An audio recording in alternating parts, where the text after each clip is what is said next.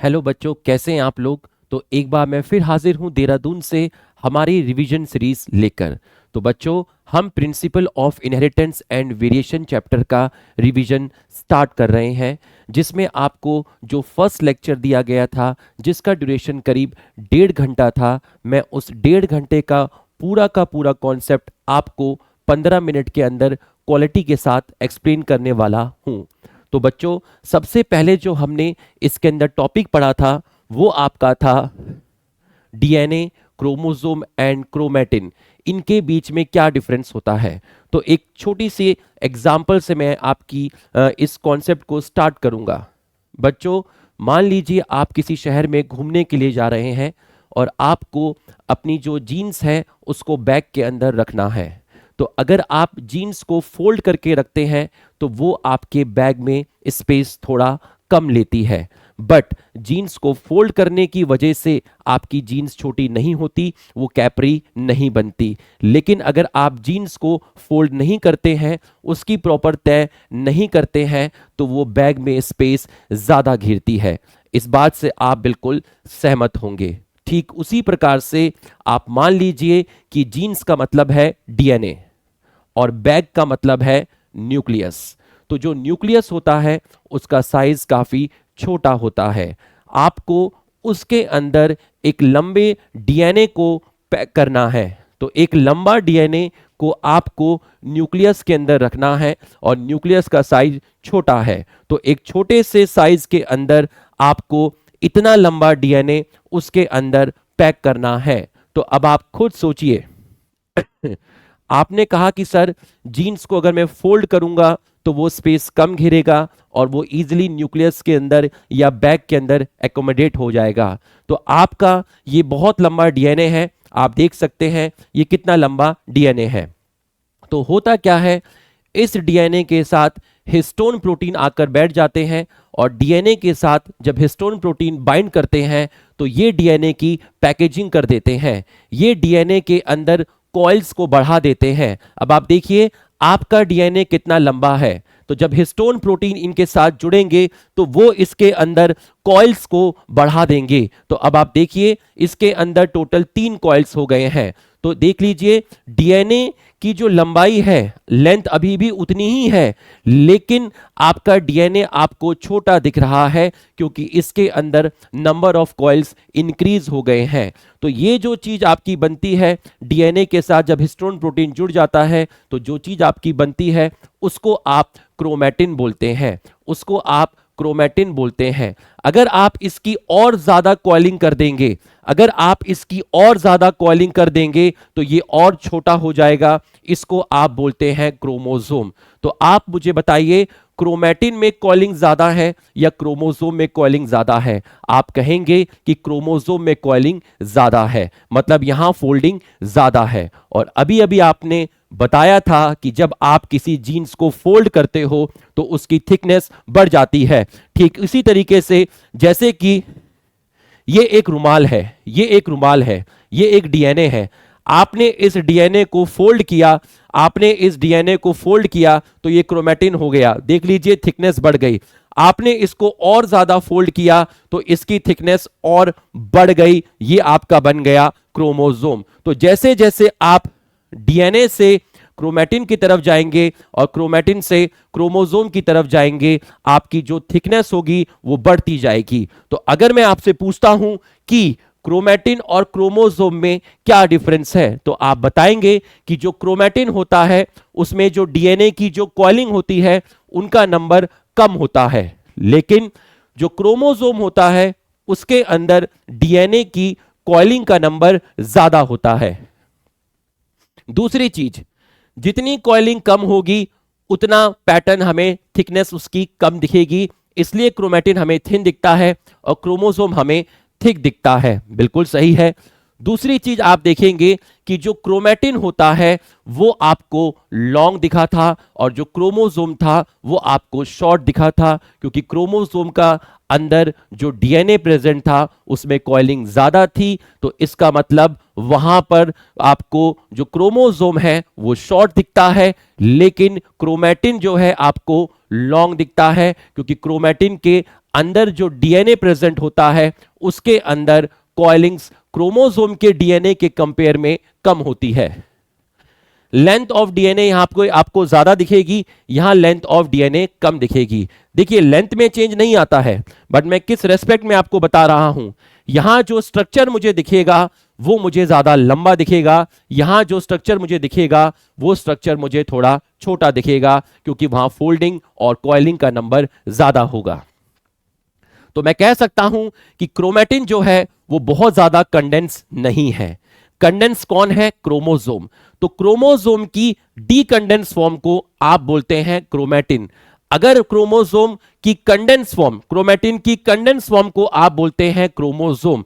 तो अगर मैं आपसे कह रहा हूं कि ये आपका क्रोमैटिन है तो ये आपका क्रोमोसोम है, ये डीकंडेंस है, ये कंडेंस है। तो जो जितना डीकंडेंस होता है उसकी विजिबिलिटी उतनी ही कम होती है।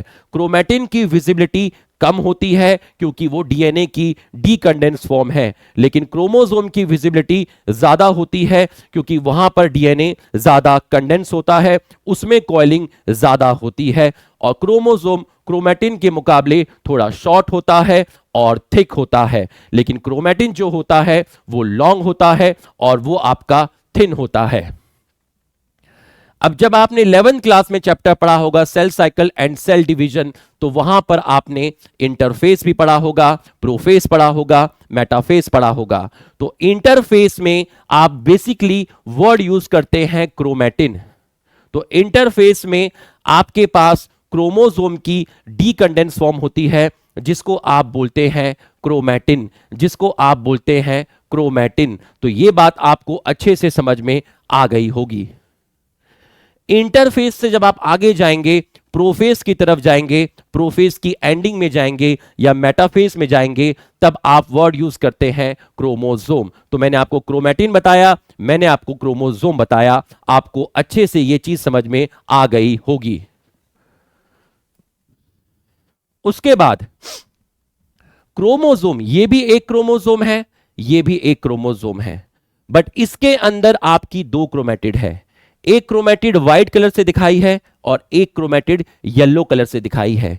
ये एक क्रोमोसोम है, ये भी एक क्रोमोसोम है, बट यहां पर जो क्रोमैटिड है वो एक है, पूरी की पूरी व्हाइट एक क्रोमैटिड है। यहां पर व्हाइट एक क्रोमैटिड है, येलो एक क्रोमैटिड है।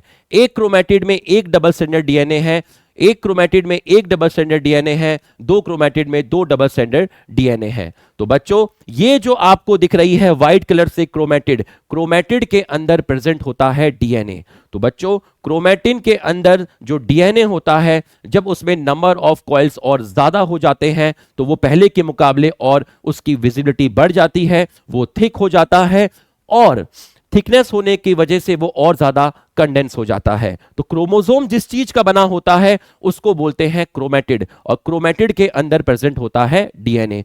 तो क्रोमोसोम किसका बना हुआ है? क्रोमैटिड। क्रोमैटिड के अंदर क्या प्रेजेंट है? आपका डीएनए। ये 2C और 4C वाला अभी हम छोड़ देते हैं। इसके बाद आपको बताया था कि डिप्लॉइड और हैप्लॉइड के अंदर क्या डिफरेंस होता है। बच्चों हमारे अंदर 46 क्रोमोसोम होते हैं, मतलब 23 पेयर्स क्रोमोसोम होते हैं। तो अगर मैं कहूं एक पेयर में कितने क्रोमोसोम हैं, तो आप कहेंगे 2 क्रोमोसोम हैं। जैसे मैं कहूं कि मेरे बच्चे के अंदर 46 क्रोमोसोम है, उस 46 क्रोमोसोम में 23 क्रोमोसोम मेरे स्पर्म के थ्रू गए होंगे और 23 क्रोमोसोम मेरी वाइफ के एग के थ्रू गए होंगे। तो ये 23 और 23 मिले होंगे, जिसकी वजह से मेरे बच्चे में 46 क्रोमोसोम है। तो एक पेयर में कितने क्रोमोसोम है? 2 क्रोमोसोम है। एक क्रोमोसोम मम्मी का है और एक क्रोमोसोम पापा का है। तो एक पेयर में 2 क्रोमोसोम है, इसको आप बोलते हैं डिप्लॉयड। लेकिन जब मेरा स्पर्म बना होगा, स्पर्म मतलब गैमेट बना होगा, तो गैमेट जो होता है वो मियोसिस से बनता है। तो मेरे स्पर्म में 46 के आधे क्रोमोसोम गए होंगे। तो कहने का मतलब यह हुआ कि 46 से स्पर्म में 23 गए, ऐसे ही मेरी वाइफ के एग से 46 से 23 गए होंगे। तो 23 मतलब हैप्लॉइड, 23 मतलब हैप्लॉइड। यहां अब पेयर नहीं है, यहां सिंगल सिंगल क्रोमोसोम है। तो जब सिंगल सिंगल क्रोमोसोम होते हैं, जब सेल में सिंगल सिंगल क्रोमोसोम होते हैं, उसको आप बोलते हैं हैप्लॉइड। गैमेट अपने आप में क्या है? सेल। तो इस सेल में कितने क्रोमोसोम हैं? 23। तो यहां एक एक क्रोमोसोम है, लेकिन मेरी नाक की सेल, कान की सेल, हाथ की सेल्स, इन सेल्स में एक पेयर में 2 क्रोमोसोम है, एक पेयर में 2 क्रोमोसोम डिप्लॉयड। अगर एक ही क्रोमोसोम है सिंगल, तो आप उसको बोलेंगे हैप्लॉइड। नेक्स्ट है कि होमोलोगस क्रोमोसोम क्या होते हैं। बेटा, मेरे बच्चे के अंदर 46 क्रोमोसोम है और 23 पेयर हैं। हर पेयर में एक क्रोमोसोम मेरा है और मेरी वाइफ का है, तो हर पेयर को बोलते हैं होमोलोगस क्रोमोसोम। तो एक पेयर में आपके कितने क्रोमोसोम हैं? 2 क्रोमोसोम हैं, जिनका शेप, जिनका साइज सेम रहता है। ऐसे क्रोमोसोम को आप कहते हैं होमोलोगस क्रोमोसोम। बट इसी को एक्सप्लेन किया जाता है जीन के लोकस के टर्म्स में, जो मैं आपको लेक्चर 2 के रिवीजन में एक्सप्लेन करूंगा। तो हर पेयर में जो 2 क्रोमोसोम होते हैं, उनका शेप और साइज सेम होता है, ऐसे को आप बोलते हैं होमोलोगस क्रोमोसोम। मान लीजिए ये मेरे बच्चे का पहला क्रोमोसोम है, पहला पेयर है, इसमें 2 क्रोमोसोम जो हैं ये होमोलोगस है, ऐसे ही ये होमोलोगस है। अब नॉन होमोलोगस क्या होता है? आप मेरे बच्चे का जो एक पेयर है उसका एक क्रोमोसोम उठा लीजिए और किसी दूसरे पेयर का रैंडमली एक क्रोमोसोम उठा लीजिए, तो अलग अलग पेयर के जो 2 क्रोमोसोम होते हैं उनको आप नॉन होमोलोगस क्रोमोसोम बोलते हैं। तो इसमें एक क्रोमोसोम मम्मी का होता है जिसको आप मैटरनल बोलते हैं, एक क्रोमोसोम पापा का होता है जिसको आप पैटर्नल बोलते हैं। तो होमोलोगस और नॉन होमोलोगस आपको क्लियर है। एक ही क्रोमोसोम की जो 2 क्रोमेटिड होती हैं उनको सिस्टर क्रोमेटिड बोलते हैं, और इन सिस्टर क्रोमेटिड के अंदर प्रेजेंट होता है डीएनए। तो एक ही क्रोमोसोम की जो 2 क्रोमेटिड है, एक येलो से बनाई है, एक ग्रीन से बनाई है, तो एक क्रोमोसोम की जो 2 क्रोमेटिड होती है उसके अंदर आपका डीएनए प्रेजेंट होता है, इनको सिस्टर क्रोमेटिड बोलते हैं। जो डीएनए यहीं रहा होगा, इस क्रोमेटिड में रहा होगा, वही डीएनए रेप्लिकेट किया होगा एस फेज के अंदर, और वो यहां पर सेम डीएनए है, जो डीएनए यहां है वही डीएनए यहां है, तो इसको आप सिस्टर क्रोमेटिड बोलते हैं। एक पेयर में जो 2 क्रोमोसोम होते हैं उसमें आप एक पेयर की ये वाली क्रोमेटिड ले लीजिए, ग्रीन वाली, और दूसरे क्रोमोसोम की ये क्रोमेटिड ले लीजिए। तो एक पेयर में 2 क्रोमोसोम है, तो एक क्रोमोसोम की एक क्रोमेटिड लीजिए, दूसरे की दूसरी लीजिए, इसको बोलते हैं नॉन सिस्टर क्रोमेटिड। बिल्कुल क्लियर हो गया होगा। नेक्स्ट है कि जीन क्या होता है। तो बच्चों, मेंडल साहब ने जीन वर्ड यूज नहीं किया था, जीन वर्ड जॉनसन साहब ने यूज किया था। मेंडल साहब जीन को फैक्टर बोलते थे। बोला जीन क्या होता है। अब ये आपका मैंने एक क्रोमोसोम बनाया, इस क्रोमोसोम में मैंने येलो कलर से आपको डीएनए दिखाया, और उस डीएनए में कोई पर्टिकुलर डीएनए है जिसको मैंने रेड कलर से हाईलाइट किया। तो क्रोमोसोम के अंदर येलो कलर से पूरा का पूरा डीएनए बनाया गया है। उस डीएनए को, उस पूरे के पूरे डीएनए के कुछ पर्टिकुलर डीएनए को रेड कलर से हाईलाइट किया गया है। तो रेड कलर से जिस डीएनए को हाईलाइट किया गया है, ये वो डीएनए है जो आपका प्रोटीन बना सकता है। तो डीएनए का वो पार्ट, मतलब पूरा का पूरा डीएनए में that particular segment of DNA which forms protein, उसको आप बोलते हैं जीन। तो जीन क्या है? क्रोमोसोम में है डीएनए, और डीएनए का वो सबसे छोटा डीएनए जो कोई प्रोटीन बना सकता है, और वो प्रोटीन कोई ना कोई कैरेक्टर को कंट्रोल करेगा, उसको आप बोलते हैं जीन। फॉर एग्जाम्पल, मैंने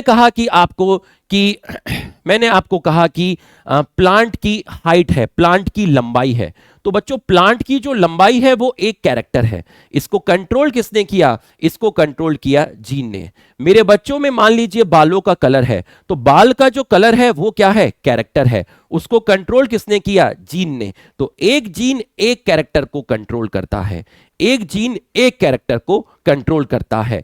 तो अगर मैं आपसे कहता हूं कि मेरे बच्चे की जो हाइट है वो बिल्कुल मेरे ऊपर गई है, इसका मतलब हाइट एक कैरेक्टर हो गया। तो उसको कंट्रोल करने वाला कोई ना कोई जीन होगा जो मुझसे स्पर्म के थ्रू मेरे बच्चे के अंदर गया होगा। तो क्रोमोसोम में होता है डीएनए, और डीएनए में that particular segment of DNA, that small segment of DNA which control the transmission of character from one generation to another generation, और कैसे कंट्रोल करता है, ये कोई ना कोई प्रोटीन बनाएगा और उस प्रोटीन की वजह से कोई ना कोई कैरेक्टर आएगा। तो ये आपको समझ में आ गया होगा।